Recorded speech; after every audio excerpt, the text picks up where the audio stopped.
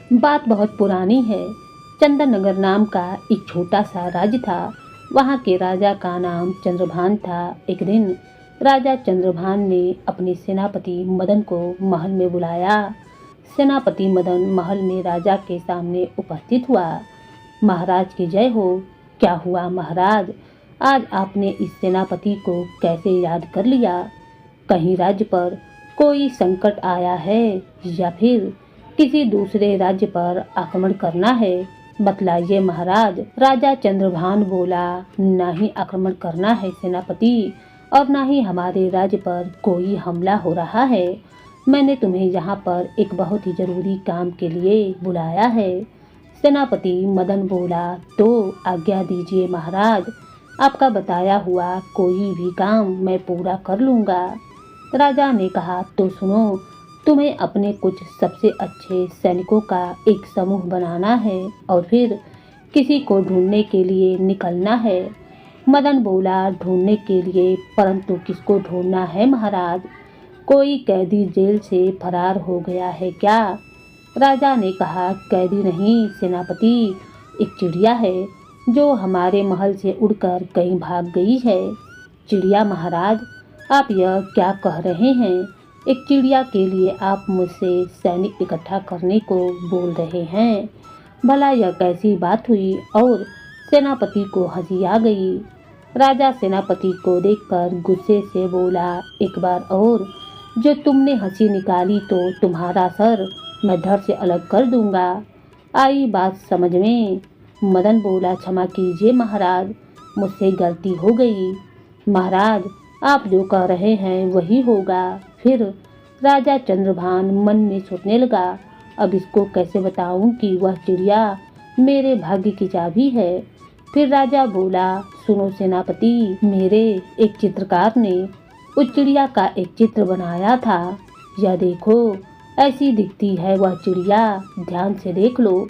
चित्र देखकर मदन बोला, परंतु महाराज, यह चिड़िया तो आसमान में कहीं उड़ रही होगी और हमारे सैनिक तो ठीक से उछल भी नहीं पाते, फिर इसको कैसे ढूंढेंगे? राजा बोला, देखो वह सब मुझे नहीं पता, मैंने जो तुम्हें आदेश दिया है उसका पालन करो। वह चिड़िया मुझे किसी भी हालत में मेरे महल में चाहिए, तो मतलब चाहिए। जाओ उस चिड़िया को ढूंढ कर ले आओ। इधर उस राज्य के छोटे से गांव में मंगल नाम का एक लकड़हारा लकड़ियां काट कर गांव की तरफ जा रहा था। मंगल अपने आप से बोलता जा रहा था, हाय क्या करूं, गांव में आजकल कोई मेरी लकड़ियां खरीदता ही नहीं है। धीरे धीरे मैं तो और भी गरीब होता जा रहा हूँ। तभी एक आदमी वहाँ पर आता है और मंगल से बोलता है, अरे सुनो भाई, मुझे कुछ लकड़ियाँ चाहिए, जरा दिखाओ कैसी लकड़ियाँ हैं तुम्हारे पास। मंगल उस आदमी को लकड़ियाँ दिखाता है। अरे भाई, यह सब क्या बेच रहे हो तुम? यह लकड़ियाँ देखने में ही इतनी कमज़ोर लग रही हैं, मैं तो क्या कोई भी नहीं खरीदेगा तुम्हारी यह लकड़ियाँ। ऐसा बोलकर वह आदमी वहाँ से चला जाता है। आदमी के वहाँ से चले जाते ही मंगल उदास हो जाता है और लकड़ियाँ बेचने के लिए आगे निकल जाता है। उसकी एक भी लकड़ी नहीं बिक पाती है। शाम होते ही वह घर लौट आता है। घर आते ही मंगल की पत्नी कमला कहती है, अरे आ गए आप वापस, कैसा रहा आपका आज का दिन? मंगल कहने लगा, आज का दिन बहुत बेकार रहा भाग्यवान, आज तो एक भी लकड़ी ना बिकी। मंगल की पत्नी बोली, हे भगवान, पता नहीं क्यों बहुत दिनों से यही हो रहा है। अगर ऐसे ही चलता रहा तो पैसे कहाँ से आवेंगे और हम खाएंगे क्या? मंगल कहने लगा, कोशिश करने के अलावा हम और भी कर क्या सकते हैं? तुम ज़्यादा चिंता न करो, ऊपर वाले हैं हमारे साथ। तुम देखना बहुत जल्दी ही हमारा दुख खत्म हो जाएगा।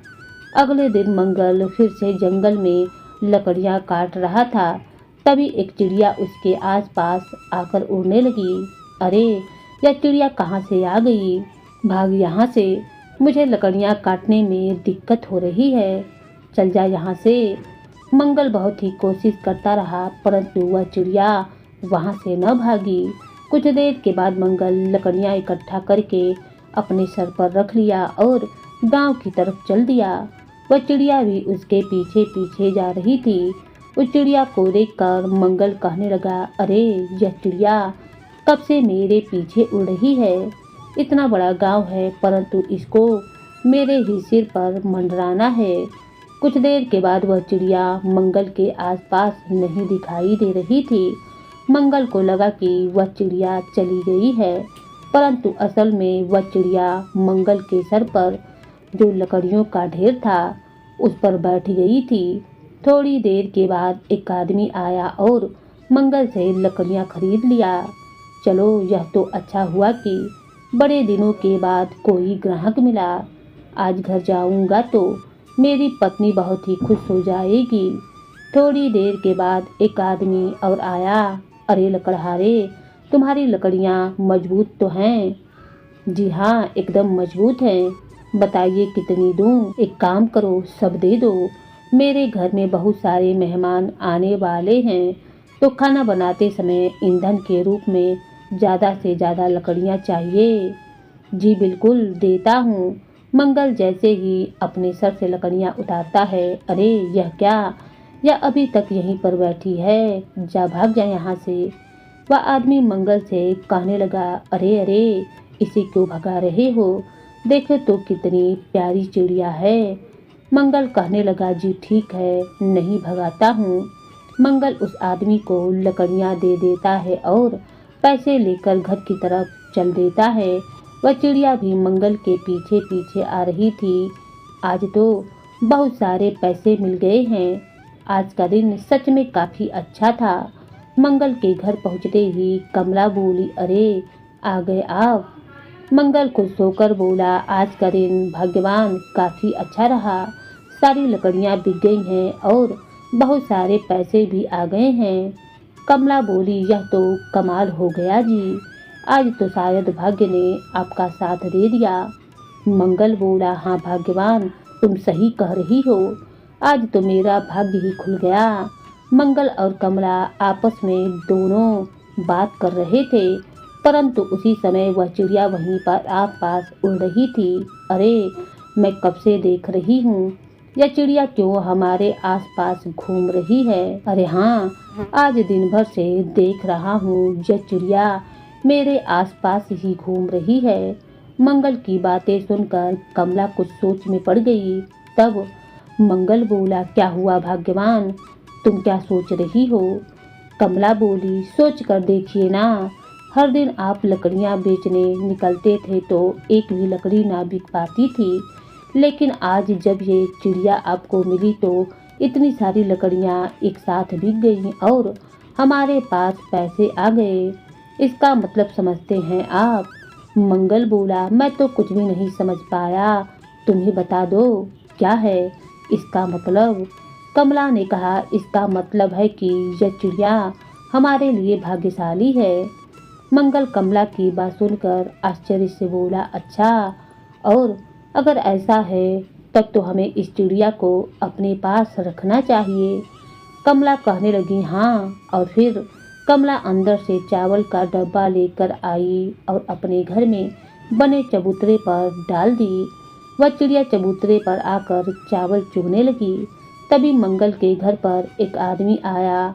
अरे श्याम, इतने दिनों के बाद बताओ कैसे आना हुआ। कुछ नहीं भाई, मैं तो तुम्हें यह पैसे लौटाने आया हूँ जो तुमने 1 साल पहले मुझे दे दिया था।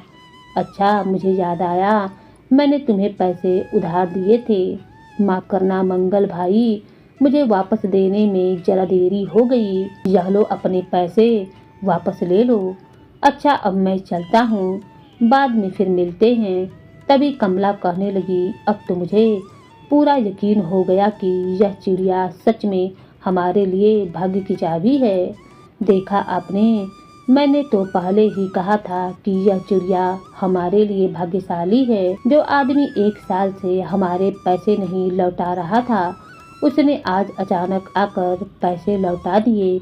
यह चमत्कार तो इस चिड़िया के भाग्य से ही हुआ है। मंगल और कमला उस चिड़िया को अपने घर में पालने लगे। इधर सेनापति मदन ने 8 सैनिकों का एक समूह बनाया और कहा, सावधान, यह देखो, एक चिड़िया का चित्र है।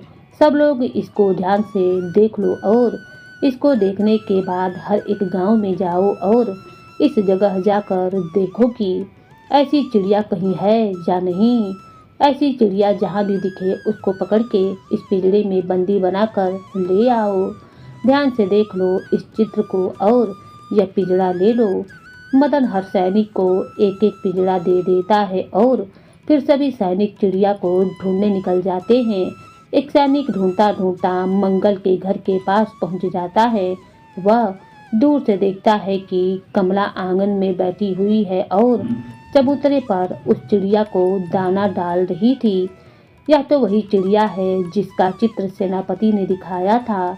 सुनो, मुझे महाराज के सेनापति ने यहाँ भेजा है और मैं इस चिड़िया को लेने आया हूँ। सैनिक की बात सुनकर कमला कहने लगी, क्या हुआ, क्या बात है? और मंगल से बोली, अरे जरा देखिए ना, यह कह रहे हैं कि इस चिड़िया को ले जाने आए हैं। नहीं नहीं, कैसे संभव है? मैं इस चिड़िया को किसी को ना देने वाला हूँ। तुम अभी के अभी यहाँ से चले जाओ। तुम्हें जो करना है कर लो, मैं यह चिड़िया तुम्हें नहीं देने वाला। देखो, मेरे सेनापति का आदेश है, तुम मुझे यह चिड़िया दे दो, वरना अच्छा नहीं होगा। तुम्हें जो करना है कर लो, मैं यह चिड़िया तुम्हें नहीं देने वाला।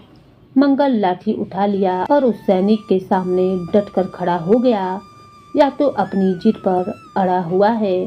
बिना सेनापति के आदेश के मैं इस पर हमला भी नहीं कर सकता हूँ, परंतु यह जरूर मुझ पर हमला कर देगा। अभी यहाँ से निकलना ही सही होगा मेरे लिए। ठीक है, मैं यहाँ से चला जाता हूँ। सेनापति मदन एक पेड़ के नीचे बैठा हुआ था, अपने आप से बातें कर रहा था। हे भगवान, क्या खराब किस्मत पाई है मैंने। सेनापति होकर जंग लड़ने के बजाय चिड़िया ढूंढते फिर रहा हूँ और यह चिड़िया भी न जाने कहाँ पर चली गई है। इतने सारे सैनिक लगा दिए मैंने, हर जगह ढूंढा, परंतु यह चिड़िया का पता नहीं कहाँ पर मिलेगी। मिलने का नाम ही नहीं ले रही है।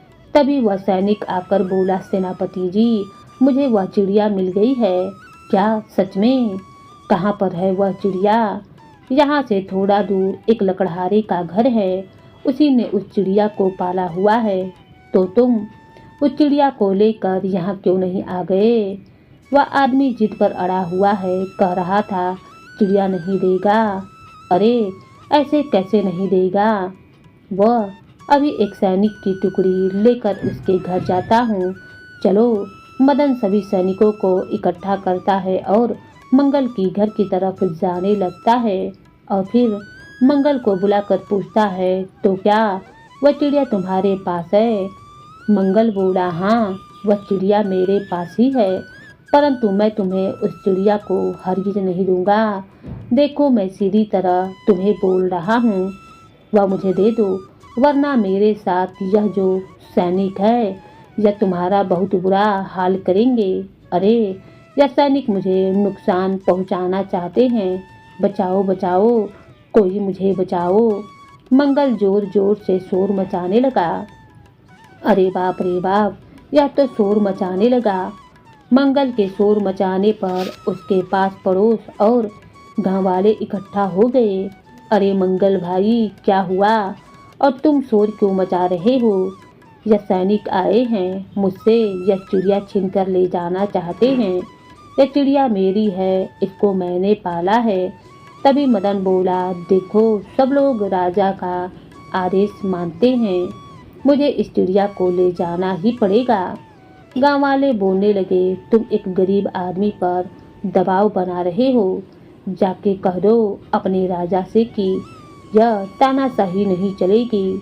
अपनी प्रजा को धमकाना एक राजा को शोभा नहीं देता है। जाओ। तभी एक सैनिक मदन के कान में कुछ कहने लगा, सेनापति जी, यह हमारे राज्य के लोग हैं, इनके खिलाफ जाना शायद सही नहीं होगा, और अगर इन पर हमला करते भी हैं तो हमारे लिए खतरा है। क्योंकि हम बस 8 से 10 लोग हैं और हमारे सामने पूरा गांव है। उनसे उलझे तो शायद हमारी ही पिटाई हो जाएगी। निर्दोष लोगों पर हमला करने पर राजा हमें दंड भी देगा, वह अलग। हाँ, बिल्कुल सही कह रहे हो तुम। किसी दुश्मन को हराना आसान है, परंतु अगर प्रजा ही विद्रोह करे तब बहुत ज़्यादा मुश्किल हो जाता है। अभी हमें यहाँ से चलना चाहिए। चलो। मदन सभी गांव वालों से माफ़ी मांगता है। देखिए, मेरा इरादा इस व्यक्ति को धमकाने या नुकसान पहुंचाने का नहीं है। मैं बस राजा के आदेश का पालन कर रहा हूँ। महाराज ने कहा है कि उनके घर में जो चिड़िया है वह उन्हें चाहिए, बस मैं वही लेने आया था। तभी मंगल बोला, आज राजा किसी और की पाली हुई चिड़िया मंगा रहा है, कल को हमारे घरों की संपत्ति मांगेगा। ऐसा नहीं चलेगा। तुम चले जाओ यहाँ से और राजा से कहना कि अपनी प्रजा पर दबाव बनाना ठीक नहीं है। मदन बोला, जी ठीक है, मैं अपने सैनिक को लेकर यहाँ से चला जाता हूँ। मदन और उसके सैनिक वहाँ से चले जाते हैं। मंगल सारे गांव वालों से कहता है, आप लोगों का बहुत बहुत धन्यवाद। अगर आज आप लोग ना होते तो यह सेनापति न जाने क्या करता मेरे साथ। अरे मंगल, तुम एक ईमानदार व्यक्ति हो, तुम पर कोई दबाव बनाएगा तो पूरा गांव तुम्हारा साथ देगा। इधर मदन राजा के महल में पहुंचा और सारा किस्सा सुनाया। महाराज, वह चिड़िया मिल गई है और वह एक लकड़हारे के घर में है। मैं सैनिक लेकर उसके घर पर गया तो पूरा गांव उसके समर्थन में खड़ा हो गया। अब हम अपनी प्रजा के लोगों पर हमला तो नहीं कर सकते न, इसीलिए हमें खाली हाथ वापस आना पड़ा। राजा कहने लगा, चलो यह तो तुमने अच्छा किया कि आम लोगों पर हमला नहीं किया, नहीं तो राज्य में विद्रोह की स्थिति बन जाती। हाँ महाराज, आप बुरा ना माने तो मैं आपसे एक बात पूछूं? पूछो। आप मुझे बता सकते हैं क्या कि वह चिड़िया आपके लिए इतनी खास क्यों है? राजा मन में सोचा, क्या करूं, मुझे इसे बताना चाहिए या फिर नहीं। वैसे कई सालों से यह मेरा सेनापति रहा है, मेरे ख्याल से इस पर भरोसा कर लेना ही चाहिए। ऐसा सोचकर राजा फिर मदन से कहने लगा, हाँ तो सुनो मदन, एक साल पहले जब मैं जंगल में घूमने के लिए निकला था, एक तालाब के पास में पानी पीने के लिए रुका हुआ था कि तभी मैंने देखा कि पास ही में एक साधु ध्यान कर रहे थे। मुझे अभी याद है वहाँ कितनी शीतल हवा चल रही थी, कितनी शांति थी। साधु महाराज बिल्कुल सही जगह चुने थे ध्यान लगाने के लिए। कुछ समय के बाद जब साधु ने अपनी आंखों को खोला तो सामने एक सांप को पड़ा देखा। राजा से पूछा, यह सांप मृत क्यों पड़ा है? महाराज कहने लगे, साधु महाराज, जब मैं पानी पीने के लिए इस तालाब के किनारे रुका ही था कि मैंने देखा कि यह सांप आपकी ओर आ रहा था और डसने ही वाला था। तब मैंने ही इसे अपनी तलवार से मार डाला। तुमने मेरा ध्यान भंग नहीं होने दिया। मुझे बहुत प्रसन्नता हुई यह जानकर कि तुम्हें जो मांगना है मांग लो। तब महाराज कहने लगे, मैं बोला, साधु महाराज, मेरे राज्य की अर्थव्यवस्था बहुत खराब हो चुकी है। मैंने कुछ महीने पहले ही एक युद्ध किया है। युद्ध में इतना खर्चा हुआ कि राज्य का सारा खजाना खाली हो गया है। अगर आप मुझे कुछ देना ही चाहते हैं तो मेरे लिए अपने ईश्वर से प्रार्थना करें कि वह मुझ पर कृपा कर दे और मेरा खजाना फिर से भर दे। मेरे पास तुम्हारी समस्या का एक समाधान है पुत्र। यह जो चिड़िया तुम इस समय देख रहे हो, यह कोई आम चिड़िया नहीं है। यह जिस किसी के भी पास जाती है उसका घर धन धान से भर जाता है। तुमको इसको अपने साथ ले जाना, तुम्हारा खजाना फिर से भर जाएगा। ठीक है महाराज। महाराज, आपका बहुत बहुत धन्यवाद। राजा उस चिड़िया को अपने महल में ले आए और एक पिंजरे में बंद कर दिए। 1 महीने के भीतर ही राजा की किस्मत चमक गई और वह बहुत ज़्यादा धनवान भी बन गया। तो सेनापति, यह है उस चिड़िया की पूरी कहानी। अब कुछ दिन पहले ही मैंने उस चिड़िया को पिंजरे से बाहर निकाला और वह बाहर निकलते ही फुर होकर उड़ गई। अब तुम कैसे भी करके उसे महल में वापस लेकर आओ। राजा की बात सुनकर मदन बोला, परंतु महाराज, मुझे तो समझ में नहीं आ रहा है कि उसे वापस कैसे लाऊं। देखो, मुझे नहीं पता कि कैसे लाओ, कुछ भी करो, कोई भी तरीका अपनाओ, परंतु उसे वापस लेकर ही आओ। महाराज, उस लकड़हारे ने चिड़िया को अपने आंगन में बनाए एक घोंसले में बैठाया हुआ है। मतलब वह चिड़िया आज़ाद है, तो अगर आप कहें तो मैं उसको चुरा कर ले आऊं। हाँ हाँ ठीक है, चुरा कर ले आओ, चाहे जैसे भी हो लेकर आओ, लेकिन उस चिड़िया को लेकर आओ। मदन रात के समय मंगल के घर आता है और वह चिड़िया उस चबूतरे पर चुपचाप बैठी हुई थी। वाह, यह लकड़हारा भी कितना बेवकूफ़ है, इस चिड़िया को खुले में छोड़ दे रखा है। रुक जा, अभी इसको पकड़कर बंदी बना लेता हूँ। मदन चिड़िया को अपने हाथ से पकड़ लेता है और उसे पिंजरे में बंदी बना लेता है। मदन हाथ में पिंजरा पकड़े हुए महल की तरफ जा रहा था कि तभी अचानक से उसके पांव किसी चीज पर पड़ जाते हैं। अरे बाप, इतना भारी सोना का कंगन, इसको बेचकर तो मैं भी माला माल बन जाऊंगा। अरे, इसे यहाँ कौन छोड़ गया होगा। अरे, कहीं यह चिड़िया का कमाल तो नहीं है। महाराज ने कहा कि यह चिड़िया इंसान को धनवान बना देती है।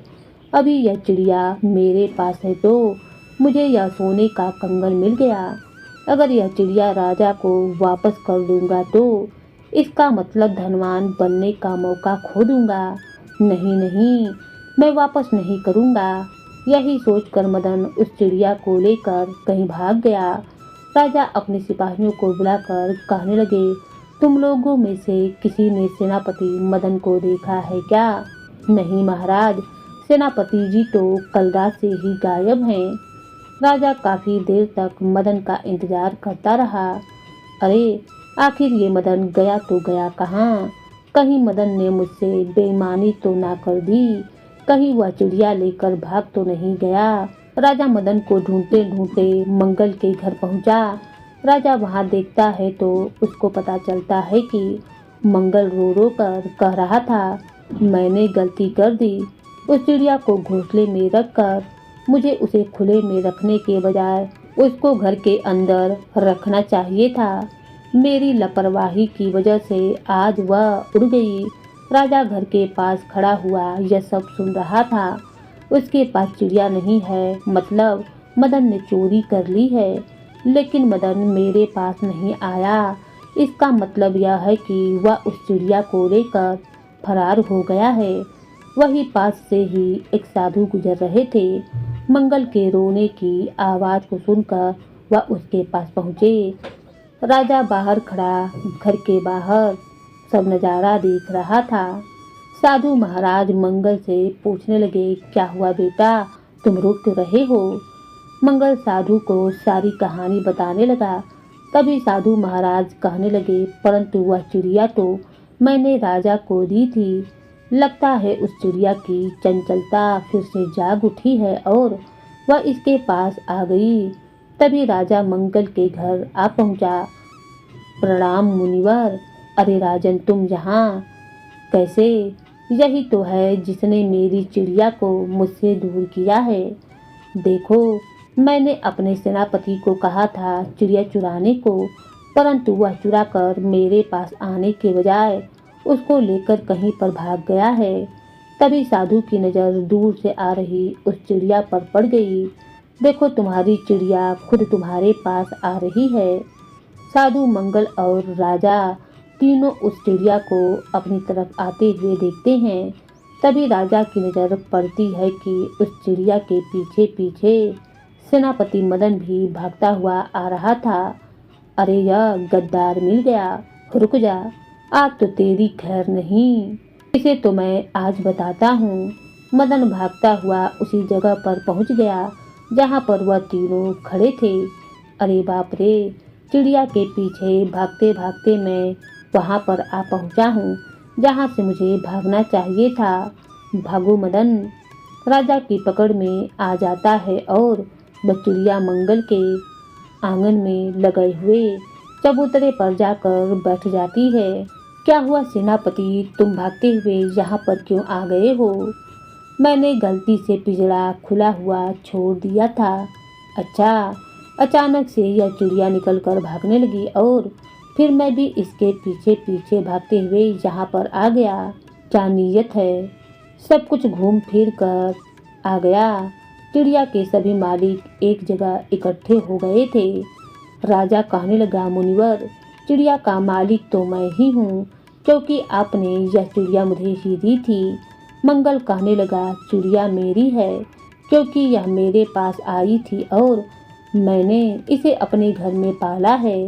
तभी मदन बोला, चिड़िया मेरी है, क्योंकि इसे ढूंढने की मेहनत मैंने की है, इसको चुराया है मैंने। तभी राजा कहने लगा, मुनिवर, अब आप ही फैसला करें कि आखिर यह चिड़िया किसकी है। साधु कुछ देर तक सोचने लगे और फिर कहने लगे, जब मैंने इस चिड़िया को राजा को भेंट किया था, तब यह चिड़िया राजा के पास से भाग निकली। मदन ने इसे चुरा लिया, लेकिन वहाँ से भी भाग निकली। फिर यह चिड़िया उड़कर मंगल के पास पहुँची और उसने इसे खुले में रख दिया। इसके बावजूद भी यह नहीं भागी, क्योंकि इससे यहाँ स्वतंत्रता का अनुभव हो रहा था। राजा और मदन ने चिड़िया को पिंजरे में बंद करके रखा था, जबकि मंगल ने इसे आंगन में घोंसला बनाकर रहने दिया था। मंगल ही इस पक्षी का ठीक तरह से पालन पोषण कर रहा था, इसीलिए इसका असली मालिक मंगल ही है। साधु महाराज की बातें सुनकर राजा बोला, परंतु साधु महाराज, यह चिड़िया तो आपने मुझे दी थी। तब साधु महाराज कहने लगे, राजन, चिड़िया बहुत दिनों तक आपके पास रही और इसके भाग्य से आपको बहुत सा धन प्राप्त हो गया। अब आपके खजाने भर चुके हैं, लेकिन मंगल अभी गरीब है और इस चिड़िया के भाग्य की उसे अधिक आवश्यकता है। जी मुनिवर, मैं आपका आदेश मानता हूँ। राजा मंगल को ही वह चिड़िया रखने दे दिया और मदन को चोरी करने के कारण सेनापति के पद से निष्कासित कर दिया गया।